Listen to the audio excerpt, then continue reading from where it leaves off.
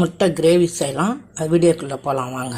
முட்டை மசாலாவுக்கு இப்போ முந்திரி பயிர் போடுறேங்க. 1/2 ஸ்பூன் கசகசா, தயிர் 2 ஸ்பூன் போடுறேன், தேங்காய் 1 கரண்டி போடுறோம், கொத்தமல்லி தழை கொஞ்சம் போடுறோம், 3 பச்சை மிளகாய், ஒரு 5-6 பல்லு பூண்டு, 1 ஸ்பூன் இஞ்சி சாந்து, 2 கொத்து கருவேப்பிலை போடுறோம். இதை இப்போ நம்ம மிக்சியில் அரைச்சிட்டு வந்துடலாம். 3 தக்காளி கட் பண்ணி போட்டிருக்கேன்.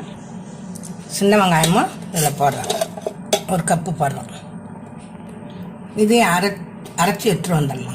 பட்டை, கிராம்பு, சோம்பு, இந்த ஸ்டார் பூ போட்டிருக்கோம். தாளிக்க போடுறோம். ஒரு இந்த வெங்காயம் தக்காளி அரைச்சது 1 ஸ்பூன் மல்லித்தூள் போடுறேன். குழம்பு மிளகாத்தூள் 1/2 ஸ்பூன் போடுறேன். கரம் மசாலா 1/4 ஸ்பூன், மஞ்சத்தூள் 1/4 ஸ்பூன், காஷ்மீர் சில்லி பவுட்ரு ஒரு 1/2 ஸ்பூன் கம்மியாக போடுறேன். ஜீரகத்தூள் கொஞ்சம் போடுறேன். மிளகுத்தூள் கொஞ்சம், தேங்காய், கசகசா, கொத்தமல்லி தழை எல்லாம் வச்சு அரைச்சதெல்லாம் இதில் போடுறோம். சால்ட் 1/2 ஸ்பூன் போடுறேன். நீங்கள் பார்த்து போட்டுக்குங்க எவ்வளோன்னு. இப்போ இதுக்கு நமக்கு தேவையான தண்ணி ஊற்றிக்கலாம். உப்பு திட்டம் பார்த்துட்டேன். இது கொஞ்சம் நேரம் கொதித்து எண்ணெய் பிரிஞ்சு வரட்டும். மசாலா நல்லா கொதித்து எண்ணெய் பிரிஞ்சு வந்துட்டு நம்ம இப்போ முட்டை சேர்க்கலாம். முட்டையை கட் பண்ணி மிளகாத்தூள் உப்பு போட்டு பரட்டி வச்சுருக்கிறேன். இப்போ நம்ம அதை எண்ணெயில் போட்டு எடுக்கலாம்.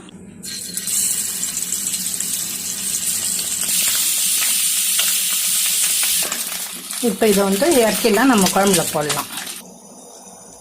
பாருங்க, அந்த கிரேவி கொதிக்குது. நம்ம இப்போ முட்டையை போட்டுடலாம்.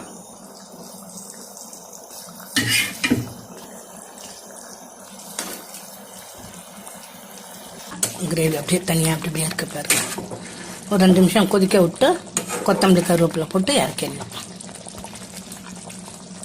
கருவேப்பிலை போட்டுருக்கேன், கொத்தமல்லி தழை முடிஞ்சு வச்சு தடை இறக்கிடலாம். வெள்ளை சாதத்துக்கு, தோசைக்கு, இட்லிக்கு, பரோட்டாவுக்கு எதுக்கு வேணாலும் வச்சு சாப்பிட்லாம். சூப்பராக இருக்கும். காம்பினேஷனும் நல்லாயிருக்கும். பிரியாணி சாதம், வெங்காயம், முட்டை, இப்போ இந்த முட்டை கிரேவி.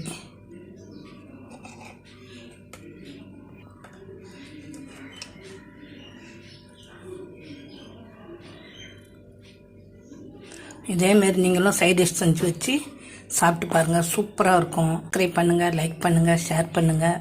இந்த வீடியோ பார்த்ததுக்கு நன்றி.